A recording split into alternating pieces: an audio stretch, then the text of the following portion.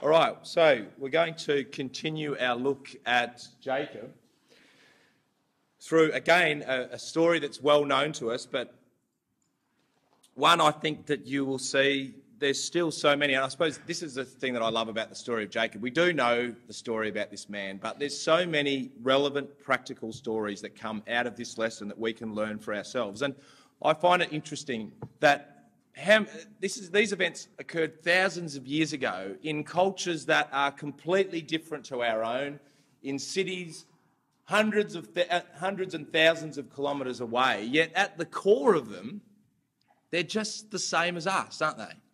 And they're facing just the same decisions and family problems and relationship problems that we are facing here in 2018. And isn't that beautiful, the way God writes the record in that way, that it remains just as relevant now as it did then. Now, tonight we're going to be looking at Syrian life, and we talked about last night how this is one of the major themes of Jacob's life. He's going to have to purge the Syrian from his life. And we looked at Syria as being really a type of the world and all the aspirations of the world and the characteristics of the world. And this man would have to learn to purge those from his life. And in this study tonight, Jacob will come face to face with Syria. And he'll have to make some choices about which way and which direction he will go in life. And we'll all face those same decisions about the direction in which our life will ultimately lead. And so therefore, of course, there's some powerful lessons for all of us in this story. Now, we left Jacob this afternoon running away from his brother Esau, who was determined to take his life. And so he would have left scared, wouldn't he? And he would have left, as we said, thinking, what has life got for me now? I'd mapped out where I thought life was going to go. And now life has moved in a completely different direction. But God was very much looking after this man and guiding his steps and guiding his paths. And we see that from verse 11, of chapter 28. And we'll quickly look at chapter 28, where Jacob has this amazing vision that God gives to him. And as Jacob was running, it says in verse 10 that Jacob went from Beersheba and he ran towards Haran. So he didn't know exactly where he was going to go that night, but he was making his way up to his uncle Laban's house. And verse 11 says that he lighted upon a certain place and tarried there all that night because the sun was set. Now, the record in that verse mentions this certain place 3 times. He took the stones of that place and he put them for his pillows, and he lay down in that place to sleep. And God is telling us that he didn't just come to a random spot that night, but that God was working to this man and he came to the place that God wanted to come to. And the sun went down on this man's journey at exactly the place where God wanted him to come that night. It's interesting that the sun goes down here on Jacob's life, because we'll see tomorrow that the sun will rise again later in chapter 32 on Jacob's life. And between the sun setting and the sun rising, Jacob will learn some very, very key lessons in his life, and they will actually set the direction of where he will go for the rest of his life and his family go as well. But he comes to the place. And it's the place called, as we find out later in this chapter, Bethel. Now, we've heard about this place before because Abraham came to this place. Come back to Genesis chapter 13. Or Genesis chapter 12. And this is when Abraham first came into the land. God had called Abraham out of the world and said, I want to work with you, Abraham, to work with your life and to shape you into someone that I want to be. And Abraham answered that call. He said, I'm interested in you, God. And didn't Jacob do the same thing? I'm interested in you, God, and I want to move towards you in my life. And both of them come to this certain place, and it was Bethel. God's house. And in verse 8, Abraham comes to that place after journeying all the way from Ur, after finally leaving his family behind. And it says, and he removed from thence unto a mountain on the east of Bethel, and he pitched his tent, having Bethel on the west and Hai in the east. And there in that place he built an altar unto Yahweh, and he called upon the name of Yahweh. And this is where Abraham, at this time, it says there, he called upon the name of Yahweh. And this is where Abraham began his relationship with God. He'd answered God's call, but now he's there in the land, and he will develop and now grow a personal relationship with his God. And he signified that by building an altar in that place. And Jacob now comes to that very place, and he picks up a stone, and who knows, maybe that very stone was one of the stones that Abraham used to make that altar. And he lied down in that place, and now Jacob is going to begin his spiritual relationship with God. And it's going to be personal now. And we've been talking the whole way, haven't we, about how Jacob's life is a process of how we grow towards God. And one of the most important parts of our relationship of God, and a point that we'll all get to, is that our personal relationship with God must become personal. Our parents teach us about God, don't they? Our Sunday school teachers teach us all the lessons about God and all those things, and they hope that we'll take them on in our life. But at some point, we've got to do that. And we begin at that point a personal relationship with God. And we start to pray to God about our life and about our issues.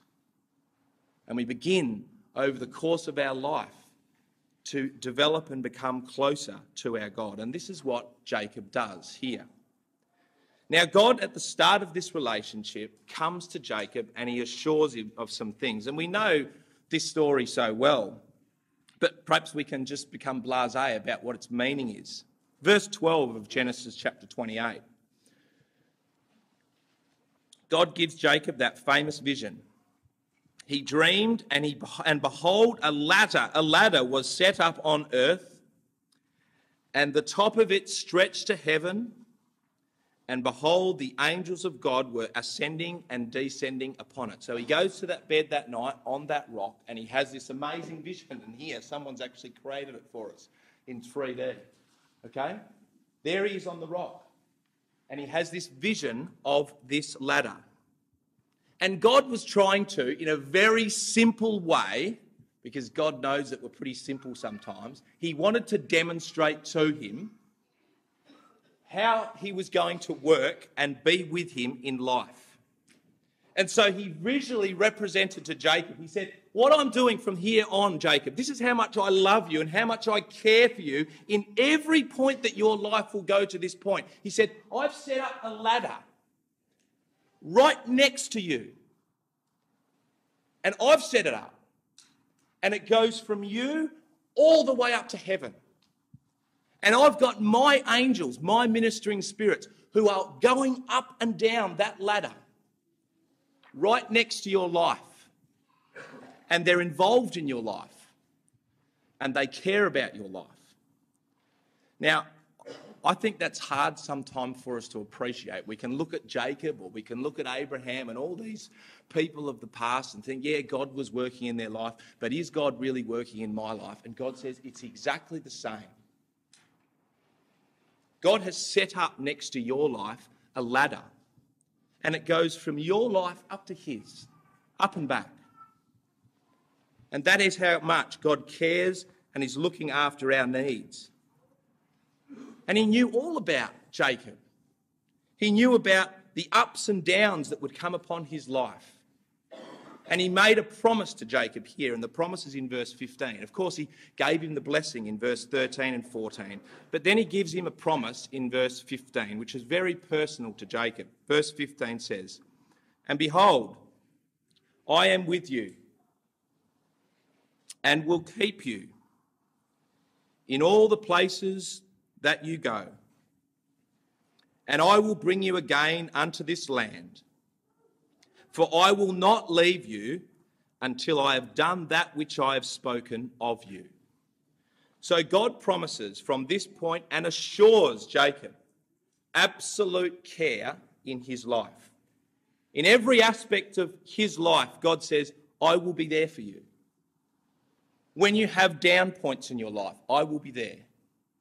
When you have great joy in your life, I will be there. And you don't have to worry, because I'll always be there to guide you and to bring you. And God says, I'm not just in it for like a week or 2 weeks. He says, until I have done that which I have spoken of you. So God was in it for the long haul in Jacob's life, and he's in it for the long haul in our own life. He is there to guide us and direct us right back, or right to the point where he wants us to. And he assured Jacob of this, and he assures us of this as well in our own lives. Now, once Jacob is given this promise, he makes a vow to God, and he does that in verse 20. After seeing what God had promised him, he says in verse 20, and Jacob vowed a vow, saying, if God will be with me and will keep me in the way that I go, and will give me bread to eat and raiment to put on, so that I come again to my father's house in peace, then shall Yahweh be my God. So Jacob looks at everything that God has promised him and says, if this is what God has promised me, then God is going to be my God. Now, sometimes it can read as though what Jacob is saying there is he's making a bargain with God. And he's saying, okay, God, you've promised me that you're going to work with me in my life, and you're going to be bringing me from this stage all the way through and bringing me to this point in my life. Well, if you say that you're going to do that, if you can prove that to me, then you'll be my God. But I don't think Jacob is doing that. I think Jacob is taking what God has said on face value and saying, if that's the kind of God that you're going to be, if you're going to be a God that looks after me and guides me through my life, then you are going to be my God, and I'm going to commit my way to you. So at this point, as he sets out to his new life in Syria, Jacob commits his life to God. And it's almost like chapter 28 is Jacob's baptism. He commits his way to God, and God says, I will be with you and I will take you, even though your life might go through ups and downs. I am going to bring you to where I want you to. I will assure you of that. And that's what God says to Jacob. And now he embarks upon this new life that he'll embark on in Syria. So verse 1 of chapter 29. And Jacob went on his journey, and he came to the land of the people of the east. And he looked, and behold, there was a well in the field, and there were 3 flocks of sheep. There was 3 flocks of sheep lying by it, for out of that well they watered the flocks, and a great stone was upon the well's mouth. So this man leaves that dream behind, and he keeps running and running the next day, and eventually he comes to this well, and it's in the land of Haran.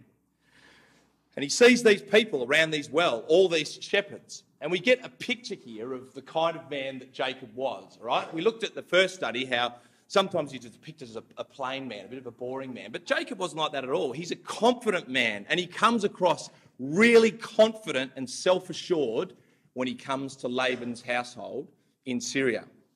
Look what he does in verse 5. When he comes across these shepherds that are at the well, he says, and he said unto them, do you know Laban, the son of Nahor? And they said, yeah, okay, we know him. And he then says in verse 6, and he said unto them, is he well? And they said, he is well. And behold, Rachel, his daughter, is coming with the sheep. And then Jacob says this in verse 7, and he said, lo, it is yet high day, neither is it time for that the cattle should be gathered together. Water the sheep and go and feed them. So Jacob arrived, he's been here for 5 minutes, he's seen these shepherds around the well, and already he's telling them completely what to do. He says, what are you guys doing? Like, it's not the time for... You should be feeding your sheep, watering your sheep at the well, and then getting out to pasture as quick as possible. So he tells these people what they should be doing. And he's been there for 5 minutes. And this is the type of man that Jacob was at this point. He's confident in himself. He's self-assured. He knows what he wants. He's been a shepherd down with his father's house, and now he's going to assert that upon the new house of Laban. Now, why he's speaking to these shepherds, verse 9 goes on to say, and while he spake with them, Rachel came with her father's sheep, for she kept them. So he's talking to these shepherds and then around the well, and Rachel walks past with her sheep. And the record writes as if he's talking to the shepherds, and as soon as he saw Rachel, he just completely lost interest in what the shepherds had to say, and he was just transfixed by this beautiful woman, Rachel. He couldn't believe the beauty of this woman. While he was still speaking to them, he's transfixed by this woman, Rachel. And verse 10 goes on to say that he suddenly becomes motivated after seeing this woman. And it says, and it came to pass when Jacob saw Rachel, the daughter of Laban, his mother's brother, and the sheep of Laban, his mother's brother, that Jacob went near and rolled the stone from the well's mouth, and he watered the flock of Laban, his mother's brother. So as soon as he saw this beautiful girl, suddenly he gets all this energy and he runs across to that well and he rolls that stone over and he gets all the water for all of the shepherds and all of the sheep that were there. It reminds me of like when we used to go to Hebron and you'd have all the young people there and then someone would bring out a football, okay? And it was like in that main sort of area where everyone is. And as soon as that football came out, all the boys suddenly were straight out onto that flat and they were just trying to do the most amazing moves to impress the girls, right? That's what it was like here for Laban. And people have always, I suppose people throughout history, men have always done that. I remember Josh. Where is Josh? There he is, right there.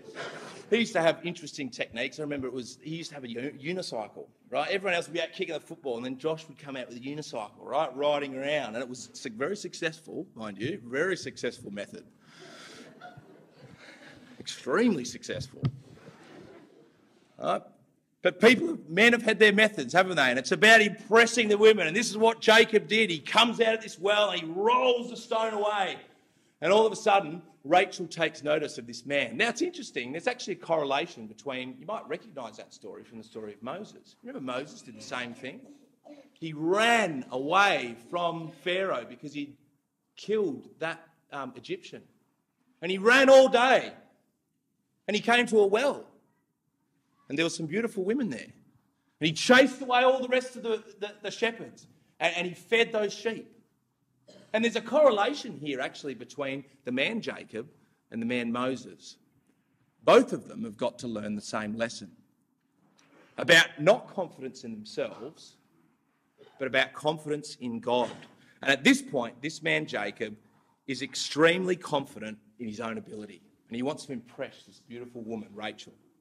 Now, the record emphasises in verse 10, it emphasises this man Laban 3 times. You probably would have noticed.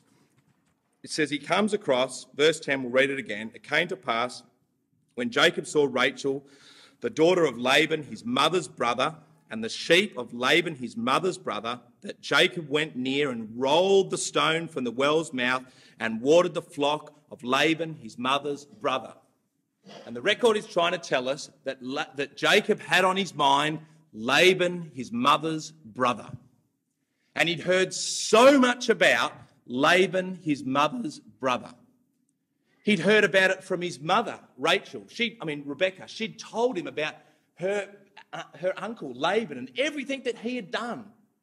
And Jacob was interested in Laban and his household and Syria. And now he's there. And he's going to see Laban, his mother's brother, and everything he was and everything that he represented. And Jacob arrives in Haran excited about the possibilities of Syria, about what laid ahead in this land for him, these opportunities, this new place, a career that he could that he could pay for himself. All this life in Syria was ahead of him. Now, I suppose that relates to our own life. When we're young, and I suppose I've just recently turned 40, so I'm probably at the point where I'm not young anymore. But I suppose in our youth, we look at the possibilities of Syria, and there's all sorts of opportunities that are out before us.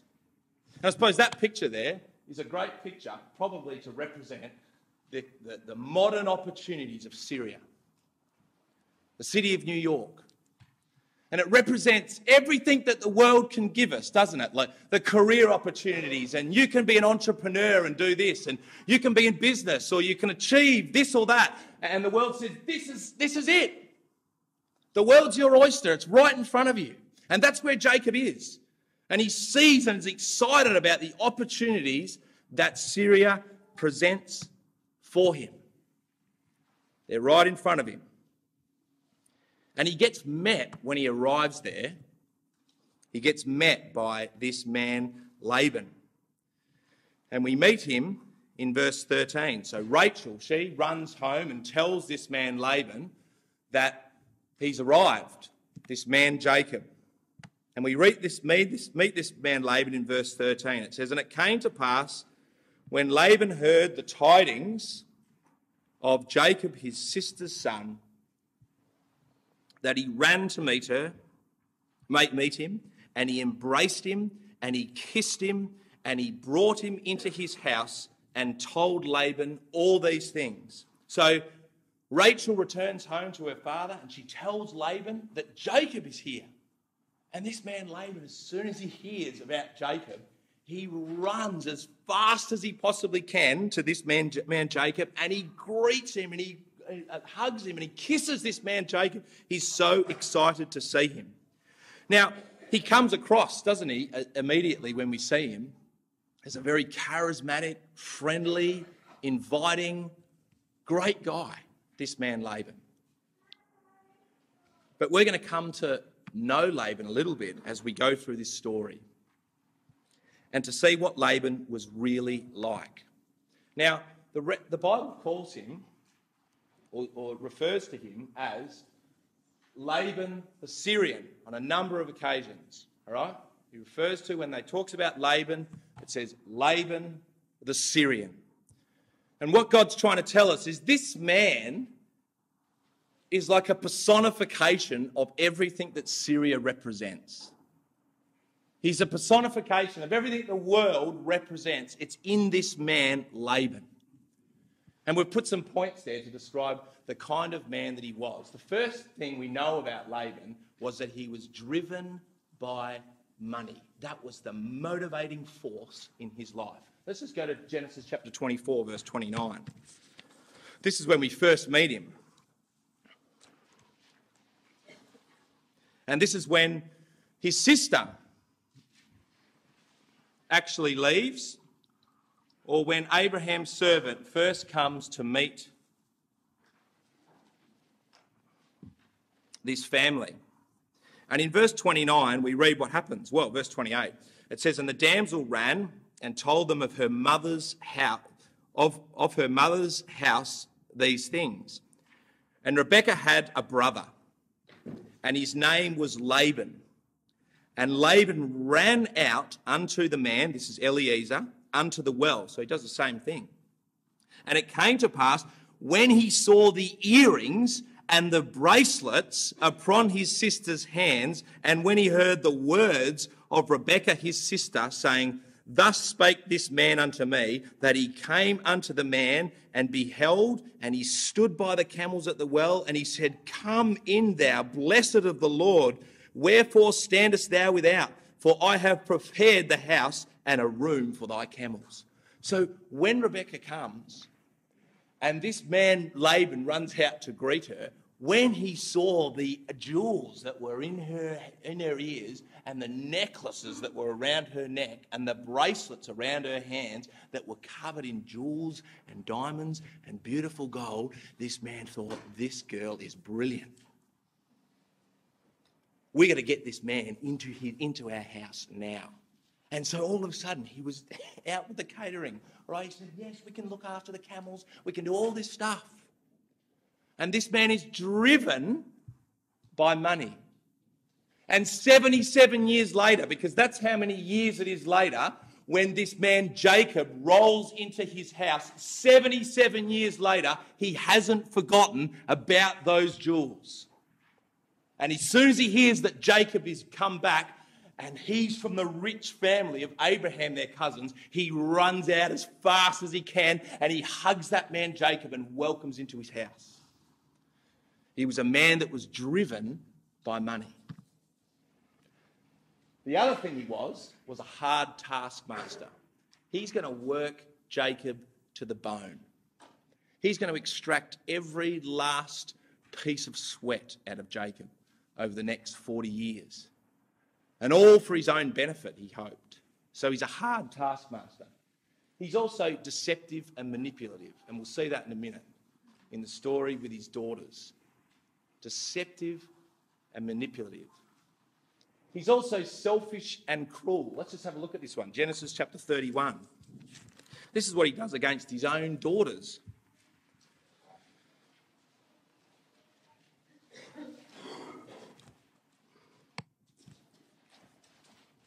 This is when Jacob wants to leave.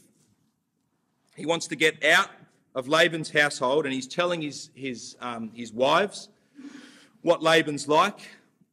And Laban's two daughters reply, and they say to Jacob, and this is about their own father, verse 14 and 15. And Jacob and Leah answered and said unto him, is there yet any portion or inheritance for us in our father's house? Are we not counted of him strangers? For he has sold us and has quite devoured also all our money. So Laban's the kind of man, he's so selfish that even his own daughter's inheritance, he somehow works out a way where he can have it for himself. He's selfish and cruel, even to his own family, because all he cares about ultimately is himself. That's our man Laban. He's also an idolater. We know that because he chases after Jacob and accuses him of taking his idols. And he's angry and violent when things don't go his way. So he appears all beautiful to Jacob. He's all friendly, welcoming in the house. But when things turn against Laban, he's prepared to go and kill Jacob. And he gets angry and he gets violent. And God says, that's in a nutshell what Syria is like. Laban, the Syrian.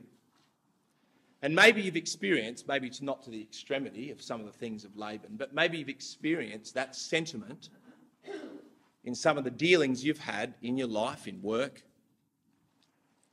or in business, or at school, or at different places that you've come across. I know I've seen people, I know in my own life I've seen similar things and similar traits. And that's what Laban's like.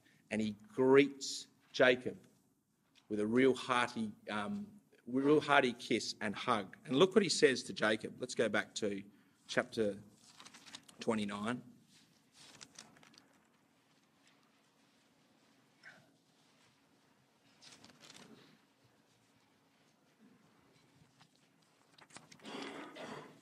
Verse 14. Once he's cuddled Jacob, he says to him, and Laban said to him, surely thou art my bone and my flesh. And he abode with him the space of a month. So he hugged this man Jacob, and he said to him, he looked into his eyes and he said, surely, Jacob, you are bone of my bone and flesh of my flesh.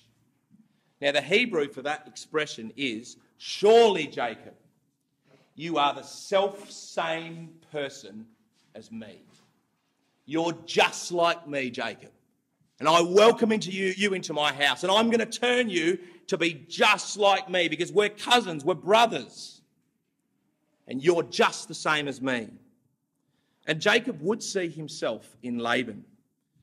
It would highlight to Jacob, when he looked at Laban and some of the things that happened to him with Laban in his life, it would highlight to Jacob himself some of his own darker characteristics of his life.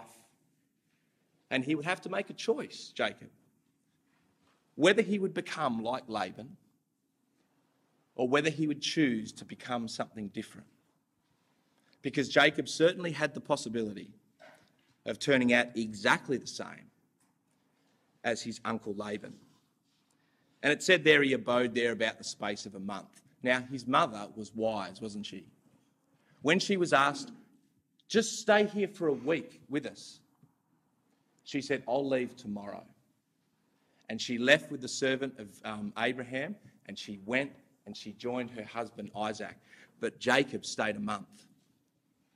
And that month turned into 7 years, and then another 7 years, and then eventually 40 years in the service of that man Laban. Such was the hard taskmastership of that man Laban. So Jacob joins with Laban, and verse 15 says, and Laban said unto Jacob, because thou art my brother, shouldest thou therefore not serve me for naught? Tell me what your wages should be. What should I pay you, Jacob, for you to serve with me in my house? Now, Jacob had already noticed that Laban had a beautiful daughter. And now he notices both daughters, and they're introduced to us in verse 16. And both of these women catch Jacob's eye. And Laban had 2 daughters. The name of the elder was Leah, and the name of the younger was Rachel. And it's interesting that elder and younger are used as expressions in that verse, aren't they? Because they're the same expressions used of Isaac and Jacob. I mean, Esau and Jacob. The older and younger. And here we have another family where there's 2 daughters this time, not 2 sons. And there's an older and there's a younger. And they're both, just like Jacob and Esau, they're both very different people. And we're told what different people they are in verse 17. Leah was tender-eyed. Another translation has it that she was delicate of eye. And I don't think that that means that she was unattractive. But I think that that means that her attractiveness was in her eyes and spoke of a depth of character that was the beauty of this woman. That's what shined out about Leah. She had a beautiful depth of character. And she turns out to be the spiritual one of those 2 women. And she stands in contrast to her sister, who we're told Rachel was beautiful and well favoured. Another translation, the ESV, says she was beautiful in form and in appearance. So she had an amazing face and a beautiful body. She had absolutely everything. She was gorgeous. And Jacob is drawn to Rachel. Verse 18. And Jacob loved Rachel. And in doing so, he made the same mistake as his dad, didn't he? He fell into the same mistake as his dad. He saw Rachel and the outward appearance and the beauty and the form, and she was really cute and gorgeous and beautiful, and that's all he saw. And he completely ignored Leah. And that's what his dad had done. And he loved Rachel because of those fleshly things that were attractive about her. He loved her. And so beautiful was she that he, without even thinking, in verse 18, it says, I will serve you 7 years for Rachel. Doesn't even think, like just says, I don't care how much it is, 7 years, I'll serve you. She's so beautiful. Now, Laban just couldn't believe his luck, right? Because he was a man that liked to strike a good deal. And as soon as he heard that, he stitches up the deal immediately. Verse 19, and Laban said, "It is better that I give her to thee than I should give her to anyone else. Abide with me." And she came into the house, and he served in Laban's house for 7 years for this woman, Rachel. And verse 20 says that those years to Jacob were like nothing because of the love he had for that woman. Now, it wasn't because those 7 years weren't hard, because they were hard. He would have worked very hard in the house of Laban for those 7 years, but he loved Rachel so much that they seemed to him like nothing. And then finally, the day comes that he's going to be given unto this woman, Rachel. And you sort of get the inference in verse 21 that he has served hard 7 years for this woman. And finally, those days have been up, and he comes to Laban and he says, right, verse 21, Jacob said unto Laban, "Give me my wife, for my days are fulfilled, that I may go in unto her. Okay, Laban, I've served you 7 years. I've worked very, very hard for you. I want my wife now." Now, Laban's going to set Jacob up in a terrible act of deceit. He's going to stitch this man up. And the worst thing about what Laban does to Jacob is the humiliation this would have put this man through. Because look what he says in verse 22, and he knows exactly what he's going to do. And Laban gathered together all the men of that place at the feast. So he goes and tells everyone in his city and all the people, all his friends, and all the men of the city, and he brings them to this feast. And no doubt he told all of those people exactly what was going to happen, and everyone was in on the joke. Everyone knew what Laban was going to do that night, except for Jacob. And he was going to be made to look like an absolute fool in this situation. And so they have the wedding feast, and there would have been drinking, and there would have been celebration and a great feast, as it says at the end of verse 22.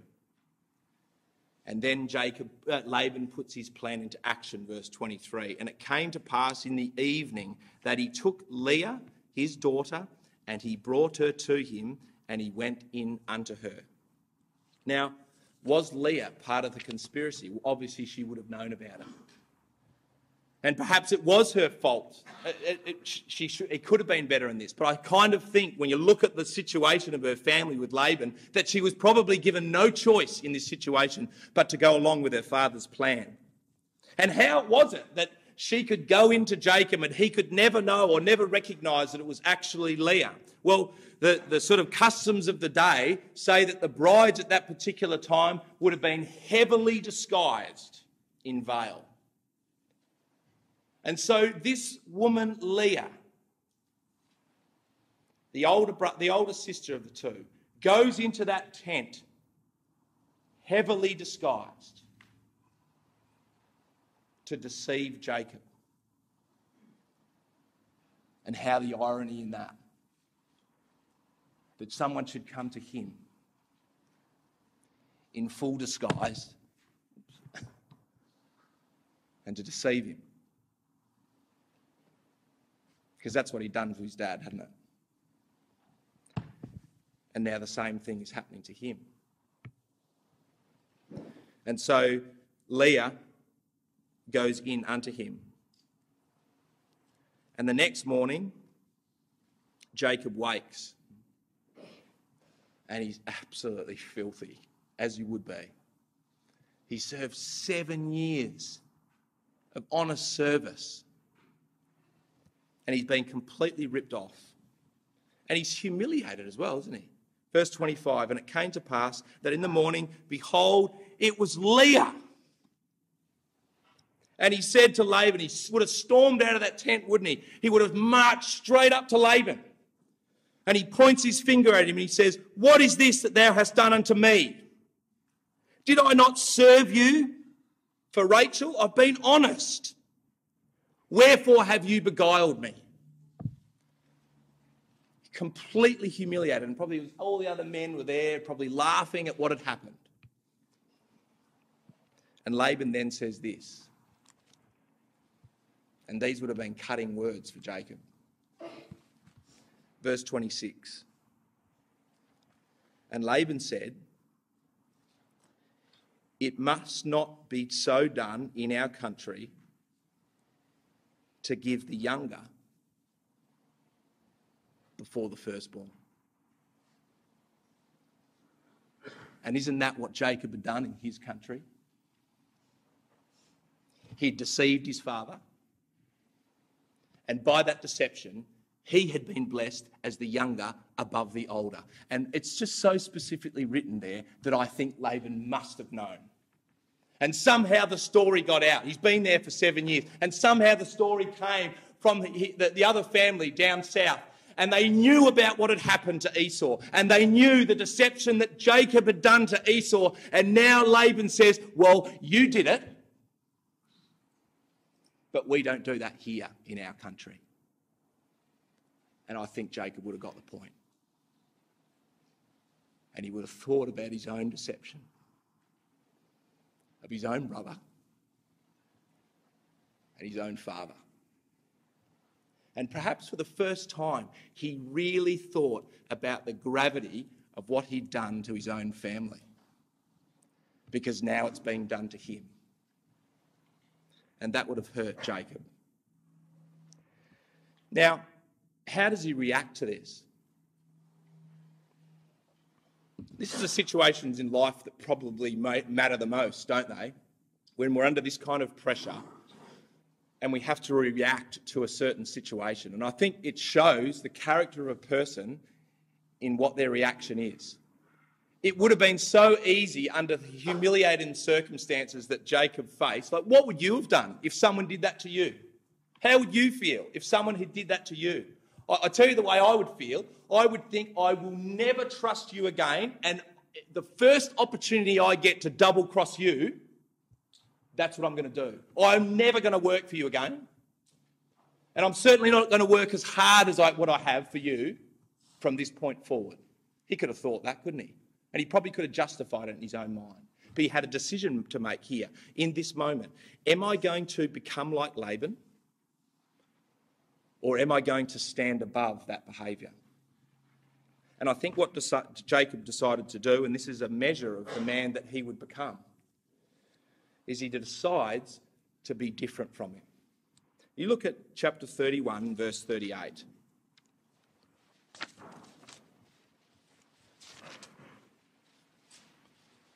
When he talks to Laban when he's finally leaving him, he says to Laban in verse 38, 20 years have I been with you. And this is the kind of honest service I made. Thy ewes and thy she-goats have not cast their young, and the rams of thy flock have I not eaten. I was honest, Laban. That which was torn of beasts I brought not unto thee. I bear the loss of it myself.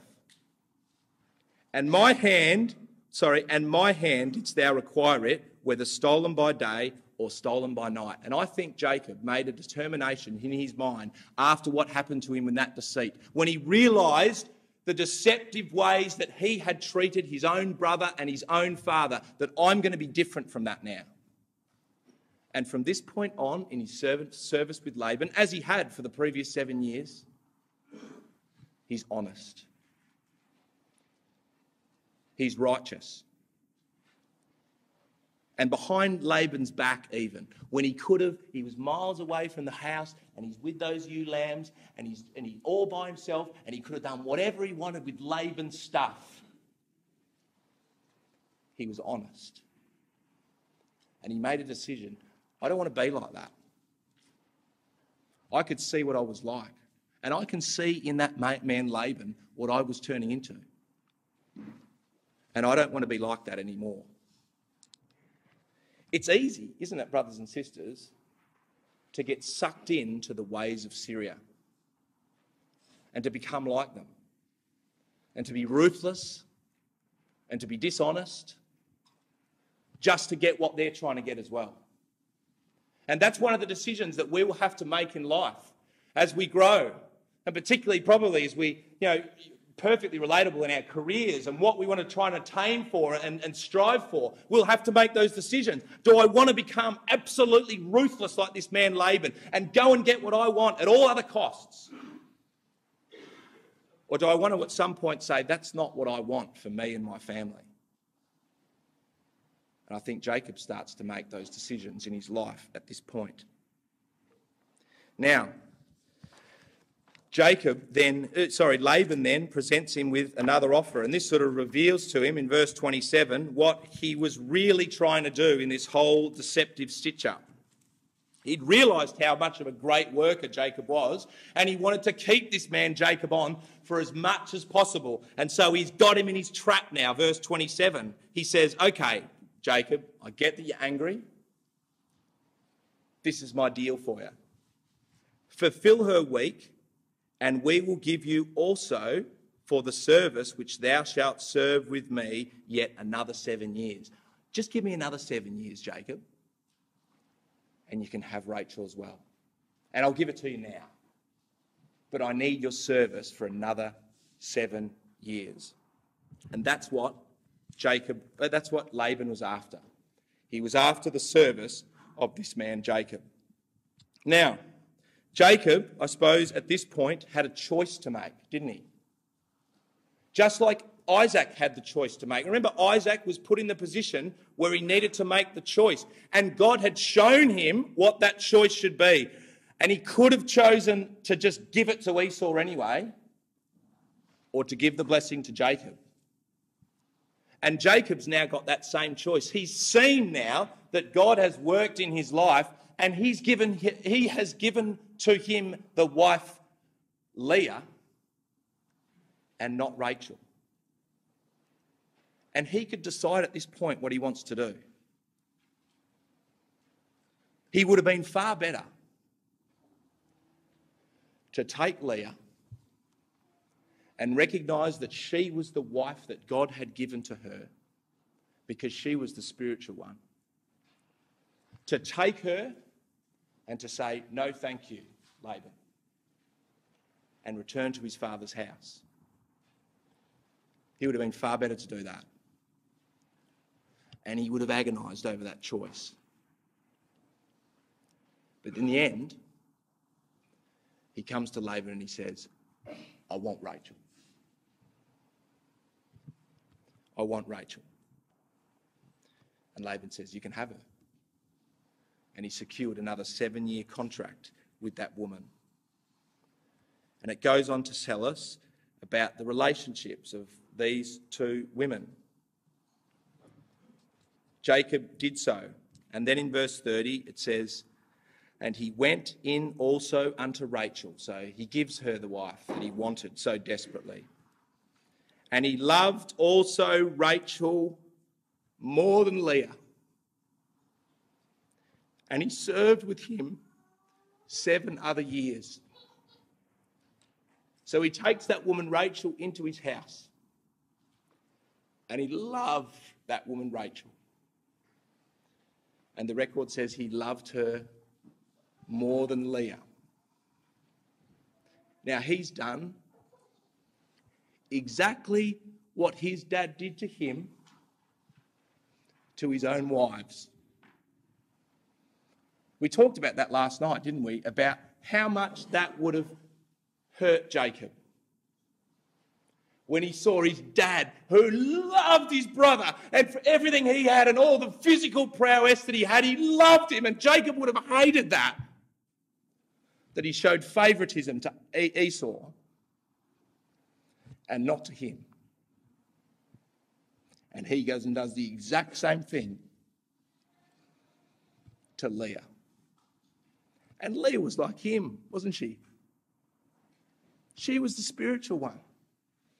She was the one that could actually see the big issues of life. And what was really important, that was Leah. And Rachel, for a lot of the time, was all after her own selfish wants and needs. Yet he loved Rachel. And Leah was often left on the sidelines. And that created in his family so much tension. God said in Leviticus, later on in the law, he said, don't take a wife that are sisters, lest it vex her. And it vexed Leah. Because all she wanted was for her husband to love her. And the decision that Jacob makes at this point, the choice that he makes, causes all sorts of trouble in his family that he had to then deal with. There was envying and jealousy. Look at verse 1 of chapter 30, and it says, "And when Rachel saw that she bare Jacob no children, Jacob envied her sister and said unto Jacob, Give me children or I die." So there was this tension that immediately started in the household between these two wives. And there's Jacob right in the meat between the sandwich, all because of the choice that he'd made. And he was having to then try and balance it out and contend with all the stuff that's going on, and the fighting and the infighting that was happening. There were family issues and infighting between the families. And they used their children, when the children were born, as weapons, against the other one. And that's often depicted in the names that they give them to the children. Dan, for example, is judging, was named Judge, because it's like, God's judged you for what you've done to me. Or Levi was about being joined to Jacob. And Naphtali means wrestlings, because Rachel said, God has seen the wrestlings that I've had with my sister and he's delivered them, right? So they used the naming of the children to actually fight as a weapon against their sister. And all this was happening in the family of Jacob. Now, I remember a situation in my own life where this, not happened to me, but happened to someone I know that almost maps out this exactly, where names were used as weapons, and it just destroyed the family or made living in that family incredibly hard. And it happened to my first boss that I ever had. This is going back 20 years ago, early 2000s, late 90s. And this boss, who I got on really well with, he's probably 10 years older than me. He came into the office one day and he looked really stressed, and he was like a really easygoing guy, and he was really stressed. And I said to him, what's happened? What's wrong? He's like, "Oh, you're not going to be able to believe what's happened in my family. It's just ripping us apart." I was like, "Oh my goodness, what's happened?" And he said, "Well, it's a long story, and it's an unbelievable story." But he said, my brother married my wife's sister. So it's two brothers who both married sisters, to women that were sisters. And he said, over the course of time, of course, what happened was one of them became pregnant. And then the other one became pregnant. And as women do, they talked about baby names, all right? Discussing baby names of babies. If my baby is going to be is born, this is what I want, and this is what it's going to be called, right? So the time finally arrives. And not my boss, but his brother, his wife, gives birth to a beautiful boy. And she names him Nicholas Fox. 2 weeks later, my boss's wife gives birth to an equally beautiful boy. And she had told the previous sister that the name that she was going to name her child, if it was a boy, was Nicholas Fox. And so when that day finally came 2 weeks later and she had a little boy, you know what she named that boy? Nicholas Fox. 2 Nicholas Foxes. Now, this is quite a few years before what's happening right now when my boss comes in. And he says, "You're not going to believe what's happened. 2 weeks ago, my wife gave birth to a little boy. And we called him William Fox. And last night, my brother's wife also had a little boy. And you know what she's named him? William Fox."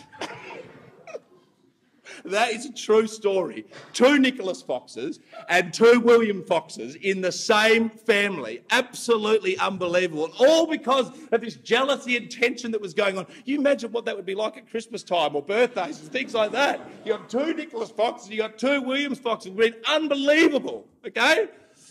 That's a real life story. And that's kind of what's happening here with Jacob. He's got this kind of behaviour going on with his jealousies and hatreds, and people are naming things after other things, and all these types of things are going on in the family of Jacob. And Jacob's having to deal with this. And then it got worse, didn't it, when the handmaidens were brought into it. And Bilhah and Zilpah. And they brought their own problems into the situation. And Jacob had to deal with them as well. And he was trying to juggle life at the same time. And all while this is going on, he's facing the daily struggles of working for Laban. Let's just go to chapter 31 again in verse 40 and 41, which we did also already read, but let's just emphasise it again.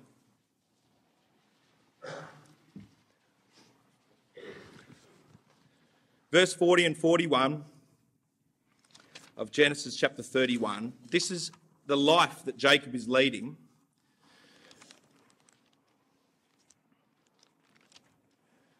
Under Laban. And I was in the day, the drought consumed me. So this is life working for Laban. And frost by night. And my sleep departed from my eyes. So he was working all while this is going on at home. He's out there slogging his guts out, working so many long hours for this man. He's up early in the morning, and sometimes he doesn't even come home because he's looking after Laban's flock. He's out there in the field, working day in, day out for this deceptive boss. And verse 41, this is how his boss treats him. And thus I have been 20 years in your house, and I served thee 14 years for 2 daughters and 6 years for thy cattle, and thou hast changed my wages 10 times. So you've extracted me. And I guarantee the 10 times that he talks about his wages were changed were not like they were going up, okay? 10 times you reviewed my package and you said, we've got to bring it down a little bit, Jacob. And Laban's extracting out of this man, Jacob, everything he possibly can. And that's the life that Jacob is leading in Syria. And after 35 years, Jacob starts to reflect upon that life. And he thinks about how he came to Syria and the opportunities that Syria presented to him and all the great things that he was going to do and it was going to give to him. And now he sees the reality of what Syria really was. And he sees trouble. And he sees vexation. And he sees problems. And perhaps he even thought similar to what Solomon did in Ecclesiastes chapter 2 and verse 22 to 23. What has a man from all the toil and striving of heart with which he toils beneath the sun? For all his days are full of sorrow, and his work is a vexation.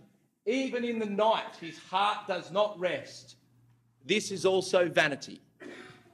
And I can imagine Jacob thinking similar thoughts to those as he thought about now life in Syria and the hardness of that life and the realities of life in Syria. And I think for myself, the older I get, I feel those sentiments. Because life in Syria at times is hard. With trying to raise a family, with working like this world wants us to work these days, hours after hour to keep up with the expectation of what this world wants us to have and be like, it becomes harder and harder and harder. And that man started to feel that way. He started to feel that way about life in Syria. Now, the point of that verse and the whole of Ecclesiastes really is, and when Solomon was reflecting upon it, was that's how life in Syria feels when you don't have God. When you're working in this world and that cycle of work and process of going through day after day, if you don't have God in that life, it's empty. It's like vapour. And Jacob started to feel this way about his life. And he started to think about home. He started to think about his dad. And he started to think about his grandpa. And he started to think about everything that their life stood for. He started to think about the truth. He started to think about the simple sojourning life that his dad and his grandfather had left. And he started to think, that's what I want. That's the way I want to live. Look what Jacob says in chapter 30 and verse 25 and 26.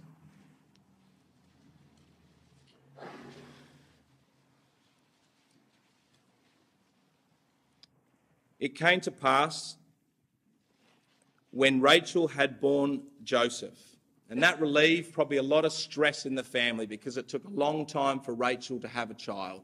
And when she finally had that child, it says, and Jacob said unto Laban, send me away, that I may go to my own place and to my country. Jacob reaches the point here, doesn't he, where he looks at Syria and everything that Syria has to offer and the hard-paced lifestyle that that life gives. And he says, I don't want it. I'm sick of it. I don't want that life. I don't want to be like Laban. I don't be working to the bone, all for nothing. I don't want that life. I want to go to my country. I want to go to my place. I want to go to that simple life of sojourning. I want to go back to that country which my God promised to my grandpa and to my father. That's me. That's what I want. And God, brothers and sisters, wants us all to be brought to that point in life, doesn't he? We'll all go through the cycle of living in Syria and perhaps the aspirations of what that can give us in life and all the dreams that that could have. And it's not like work should not be enjoyable. And Solomon talks about that in Ecclesiastes, doesn't he? He says there are rewards for working hard and there are rewards for diligent work, and we can enjoy that. But the overwhelming principle that Solomon presents is if you don't have God, then it's all just a waste of time. It's like a passing vapour. And that's how Jacob feels. And he says to Laban, I want to go home. And he struggles a bit with Laban in the next chapter, and there's a deal that's made, but eventually God says, it's time to go, Jacob. And Jacob, in the dead of night of chapter 31, packs his bags and he packs his kids and he gets all his stuff. And in the dead of night, he sets off to get away from Syria. And finally, he makes his way, after 40 years, he makes his way home to his real family. And Jacob had learnt a lot in those 40 years, hadn't he? He'd learnt so much. He'd learnt a lot about himself. He'd learnt about his past deceptive ways. He'd learnt that it was time to be honest. He'd thought about the way he had treated people in the past and realised how bad that treatment actually was and thought, I don't want to treat people like that anymore. He'd thought about some of the choices that he had made and how the choices that he had made on some occasions had led to disastrous circumstances. And sometimes we make the same choices. and we have to live with those choices. But he had seen Laban, brothers and sisters, for who he really was. He had seen Syria for what it really was and what it was really offering to him. And when that was finally offered to that man Jacob, he said, I don't want it. And he chose a different pathway. And that was God's pathway. And God was leading this man, wasn't he? He was guiding this man. He was developing his character, as he does with ours, every step of the way. And this man Jacob leaves as well a lot more humble. You remember how he came to Laban? Full of confidence, right? He was the man, he's going to achieve this, he's telling people what to do. Well, he's learnt so much in his life, and he leads a humble man, thinking about all the things that have happened to him in his life. And the next lesson God is going to teach him in tomorrow's study is that even though now he's humble, he's ready to start putting his confidence and his trust in the real power of his life, the God of Abraham. And he's going to learn how to grasp hold of that God, and for that God to be the power and direction in his life, as he needs to be in all of our lives. And Jacob's going to come to that lesson tomorrow as he comes to rely completely and utterly upon his God.